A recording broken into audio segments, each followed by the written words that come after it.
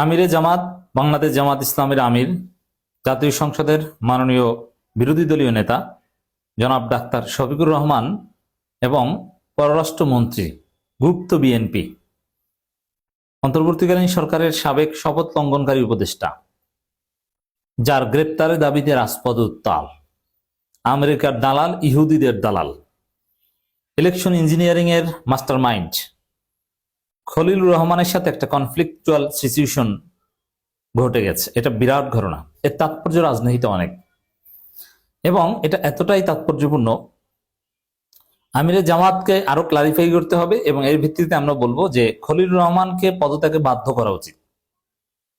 মন্ত্রী পরিষদ থেকে খলিলুর রহমানকে সরিয়ে দেওয়া জরুরি। এটা তারেক রহমানের জন্য ওয়াজিব হয়ে যাচ্ছে।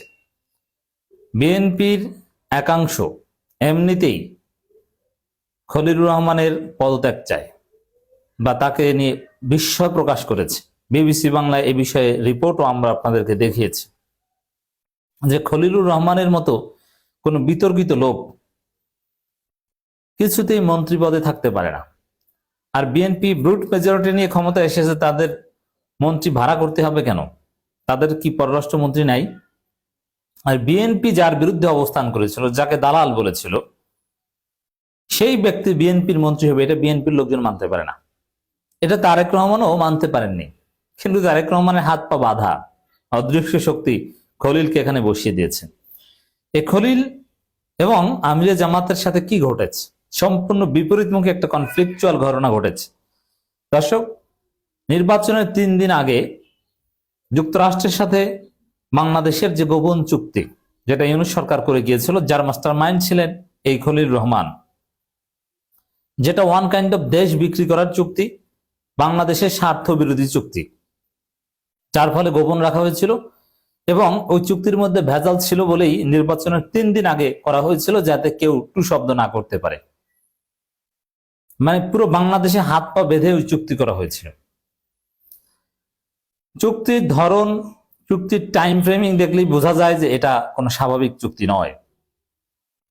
ওই চুক্তি সম্পর্কে খলিলুর রহমান বলেছেন, যেহেতু ওই চুক্তি পরিপালনের চাপ দিচ্ছে যুক্তরাষ্ট্র, পল কাপুর এসে ইনসিস্ট করছে যে তাড়াতাড়ি চুক্তি বাস্তবায়ন শুরু করেন, আমরা যা চেয়েছি বিভিন্ন কিছু আমাদেরকে দিয়ে দেন, কারণ আমরা ক্ষমতা এনে দিয়ে দিচ্ছি। এই চাপ যখন দিচ্ছে, তখন খলিলুর রহমান বলছেন এই চুক্তি ক্ষতিকর কিছু না, এই চুক্তির বিষয়ে তারেক রহমান এবং ডাক্তার শফিকুর রহমান দুইজনই জানতেন।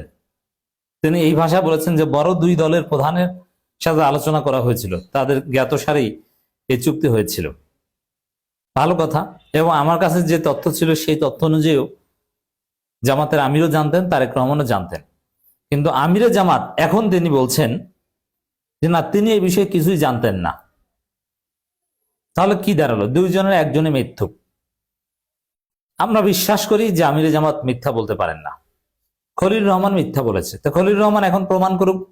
যেহেতু বক্তব্যটা দিয়েছেন খলিলুর রহমান, তাকে প্রমাণ করতে হবে যে কিভাবে তা আমিরে জামাতকে জানিয়েছিলেন, কে যোগাযোগ করেছিল, কত তারিখ জানানো হয়েছিল এবং কি জানানো হয়েছিল, চুক্তির শর্ত সম্পর্কে কি বলা হয়েছিল, কোথায় কিভাবে কে ফোন দিয়েছিল বা সরাসরি আলাপ হয়েছিল, এগুলো সব খলিলুর রহমানকে ক্লারিফাই করতে হবে। তারপরে আমিরে জামাতকে আমরা ধরবো। যেহেতু জামাতের আমিরকে জানানো হয়েছে, এর কোনো প্রমাণ খলিলুর রহমানকে দেননি, খলিলুর রহমানকে প্রমাণ দিতে হবে।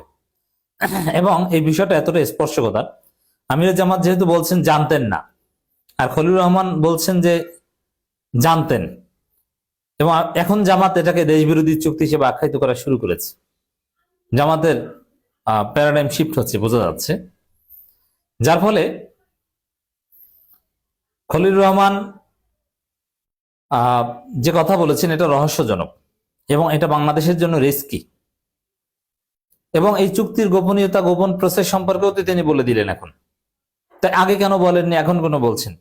সামগ্রিক প্রক্রিয়ায় অবস্থা দৃষ্টিতে মনে হচ্ছে আন্তর্জাতিক কনফ্লিক্টের ব্যাটেল গ্রাউন্ড করবে বাংলাদেশ, বাংলাদেশ ব্যাটেল গ্রাউন্ড হবে, খলিলুর রহমান সেটা করবে। কারণ সবকিছুতে একটা ধোঁয়াশা। জামাতের আমির জানতেন না, তবে এখানে জামাতের আমিরেরও দায় রয়েছে। তিনি জানতেন না, আমরা এটা বিশ্বাস করি, কিন্তু তিনি এই চুক্তি হওয়ার সময় তো কোনো কিছু বলেন নাই। একটা ফেসবুকে পোস্ট দিয়ে রাখতেন নির্বাচনের 3 দিন আগে এই চুক্তি, এটা অশনি সংকেত অথবা এটা সন্দেহের সৃষ্টি করে, আমরা কেন জানি না, বড় দলগুলোর সাথে তো আলোচনা করা হয়নি। এটা তাকে বলা উচিত ছিল, এটা তার ব্যর্থতা। কেন বলেননি? এর মানে কি?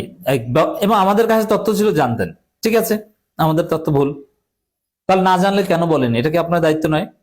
চুপচাপ ছিলেন কেন? তাহলে কি বিষয়টা এরকম যে আপনাদেরকে বোকা বানানো হয়েছে? বলা হয়েছিল যে সব বিষয়ে চুপ থাকেন, ভালো ফলাফল আসবে, আপনারা জিততেও পারেন, যার ফলে চুপ থাকা হয়েছিল। তারপরে চুপ ছিলেন। যেই ফলাফলটা আপনাদের মন মতো হয়নি বা কারচুপি করা হয়েছে, এখন আপনারা এতদিন পরে এসে বললেন। তাও নির্বাচনের পর 13 তারিখ 14 তারিখ তো বলতে পারতেন যে এই হয়েছে, কিছু বলেন না, এখন বলছেন। আরো নানান বিষয় তো প্রশ্ন উঠছে, যেমন খলিলুর রহমান এবং রিজওয়ানা হাসানের পদত্যাগের, তাদের গ্রেপ্তারের দাবিতে আন্দোলন করছেন, এখন নির্বাচনের কারচুপির বিরুদ্ধে এখন আন্দোলন করছেন। 13 তারিখ কই ছিলেন? 12 তারিখ রাতে কেন ডাক দেন নাই?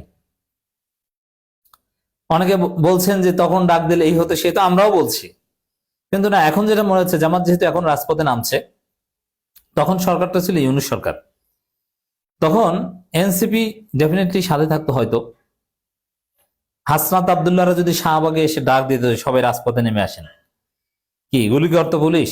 ইট ওয়াজ ইম্পসিবল, বিকজ সরকার ছিল ইউনূস সরকার জনতার উপর গুলি করা, অঘটন ঘটানোর কোনো সাহস রাখতো না। তখন দেশের পরিস্থিতি ভিন্ন দিকে চলে যেত, আবার সুষ্ঠু নির্বাচন আয়োজন করতে বাধ্য হতো। ইউনূস সরকার কি প্রয়োজনে, সরকারি প্রয়োজনে ক্ষমতায় থাকতো। এগুলো করলে আসলে বাস্তবতা কি দেখেন, এটার নানান ক্যালকুলেশনে জামাত এই ধরনের কাজ করে নাই, আমরা তখন অ্যাপ্রিসিয়েটও করেছিলাম। কিন্তু বাস্তবতা হচ্ছে বাংলাদেশের রাজনীতির যে নির্বাচনী কারচুপির খেলা, এটা যদি পরিবর্তন করতে হয় তাহলে জামাতের ওইটাই করা উচিত ছিল। গণতন্ত্র উত্তরণ দরকার নাই, নির্বাচন আরো 6 মাস 1 বছর পর করেন, কিন্তু সুষ্ঠু হতে হবে। যতক্ষণ পর্যন্ত সুষ্ঠু নির্বাচন না হবে ততক্ষণ পর্যন্ত নির্বাচনের মাধ্যমে ক্ষমতা হস্তান্তর করতে দিব না। এরকম ঘাটতারামি যদি কেউ করতে পারে বা পারতো, তাহলে বাংলাদেশে সুষ্ঠু নির্বাচন হতো। এখন এই কারচুপি নির্বাচন জামাত মেনে নিয়েছে, সামনে আবার বিএনপি কারচুপি নির্বাচন করতে চাইবে। বিএনপি অবশ্য দিন শেষে আকাম করে ধরা খায়, কিন্তু বিএনপির ইতিহাস শান্তিপূর্ণ ক্ষমতা হস্তান্তর না করার ইতিহাস। তো দর্শক, জামাতের কেন এই ভুল ছিল, যে আমিরে জামাত কেন তখন বলেন, এই প্রশ্ন আমরা ছুড়ে দিলাম, এটার জবাব জামাতের পক্ষ থেকে আসতে হবে। বিগত অন্তর্বর্তী সরকার আমলে বিভিন্ন দেশের সঙ্গে সরকার কয়েকটি চুক্তি সম্পাদন করেছে, কিন্তু দুঃখজনকভাবে এই ধরনের কোনো চুক্তি নিয়ে সরকার আমাদের সঙ্গে কোনো আলোচনা করেনি। আমরা বহুবার দাবি জানিয়েছিলাম যে সংসদ না থাকার কারণে সরকার বিভিন্ন জাতীয় ইস্যুতে যেভাবে রাজনৈতিক দলগুলোর সঙ্গে সংলাপ করছে, ঠিক সেভাবে আন্তর্জাতিক চুক্তির মতো গুরুত্বপূর্ণ বিষয়গুলোতে রাজনৈতিক দলগুলোর সঙ্গে আলোচনা করে সিদ্ধান্ত নেওয়া উচিত ছিল। কিন্তু তৎকালীন সরকার আমাদের সেই দাবিগুলোকে আমলে নেয়নি। অতএব এই বিষয়ে আমাদের অবস্থান স্পষ্ট এবং এখানে কোনো ধরনের ধোঁয়াশা তৈরি করার সুযোগ নেই। আমির জামাত বলেছেন যে পররাষ্ট্রমন্ত্রী মিথ্যা বলেছেন, এইটি আমির জামাতের বক্তব্যের সার কথা। তাও স্পষ্ট ভাষায় কেন বলেনি যে পররাষ্ট্রমন্ত্রী যা বলেছে ওটা মিথ্যা? এবং এই যে সরকারের কাছে দাবি জানিয়েছিল, সেই দাবি আপনার আনুষ্ঠানিকভাবে জাতিকে জানাতেন।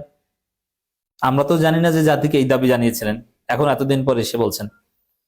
তো দর্শক, এক কথা যদি বলি, ঘটনা শুরু হয়ে গেছে, কনফ্লিক্ট, বিপরীতমুখী অবস্থান শুরু হয়ে গেছে।